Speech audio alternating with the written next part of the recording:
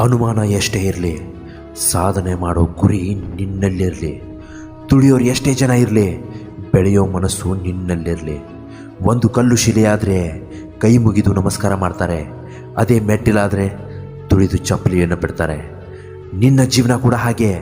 ನೀನು ಸಾಧಿಸಿ ತೋರಿಸಿದರೆ ನಮ್ಮವರು ಅಂತ ಹೇಳ್ತಾರೆ, ಸೋತ್ರೆ ನಮ್ಮವರೇ ಚುಚ್ಚು ಮಾತುಗಳಿಂದ ನಮ್ಮನ್ನು ಅವಮಾನ ಮಾಡ್ತಾರೆ.